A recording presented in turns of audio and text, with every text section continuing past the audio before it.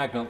Thank you, Mr Deputy Speaker. It's always a privilege to follow the honourable gentleman. Last time he was speaking about fish before I spoke, and now he's speaking about internet. And while we might not be classed as a dynamic duo, we are at least a duo talking about the same issues and with the same concerns. And can I start by congratulating the Right Honourable Member for Tatton for bringing this debate to the House.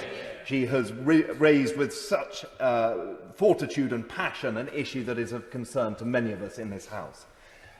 From those not spots to the hard-to-reach areas to the fully fibred and the simply disconnected, all of which make up the patchwork of our variable connectivity that crisscrosses our country, our network is in need of rapid modernisation. We are all aware, Mr Deputy Speaker, of the dramatic impact that COVID has had in the way in which we work, shop and interact. Such a reliance on technology has been born out of necessity. In the short space of time, in fact in the last 10 months, we as individuals have become as digitally advanced and interlinked as we might have done over a decade had such a crisis not evolved. Working from home has become so commonplace it's hard to predict when, or even if ever, we will return as a whole to condensed city centres or places of work. The ease in which digital connectivity has facilitated this enormous societal shift means that whenever we do return to normality, it's unlikely that the digital genie will ever be put back into the bottle. We're therefore going to have to embrace this new reality of remote working and of using the mediums of Zoom, Skype and Microsoft Office.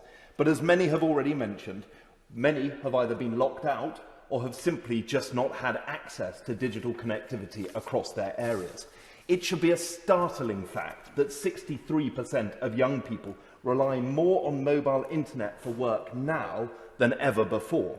A new generation of anywheres rather than somewheres that are tech literate, mobile and working from their phones, their laptops, their tablets should be encouraged. In fact, for those of us who can remember a time before Facebook, it's quite remarkable how quick the speed of adaptability is coming about. And there are benefits that come with this, Mr Deputy Speaker. From estate agents who have done virtual tours, to online medical health centres, to pubs, local charities, centres of culture and art, all of which have embodied virtual reality. It is a positivity that we will have to embrace and enhance in the years to come. But, and there is a significant but here, according to Cable's Worldwide Broadband Speed League, the UK is 47th. Out of the top 50 digital connected nations, the UK's ranking at 47 should be a cause for concern. Particularly, I might add, to the Secretary of State for Education to learn that Belgium, France and Spain are all ahead of us on this one. A global Britain must be a connected one. We're quick to tout the amazing things that we do in this country, from fintech to fibre optics to photonics. But if we want to see those industries and those sectors thrive, then we need to ensure that connectivity is widespread and across the whole of the United Kingdom.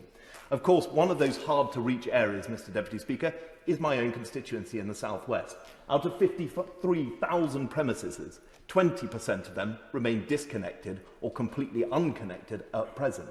This is a stat that is not as bad, I believe, as the member for North Devon. However, it must be addressed. I have lost count of the number of times that this has been raised on the doorstep or in our inboxes. It is something that restricts opportunity, investment, and allows us to actually promise to generations and to different parts of our community that we will level up.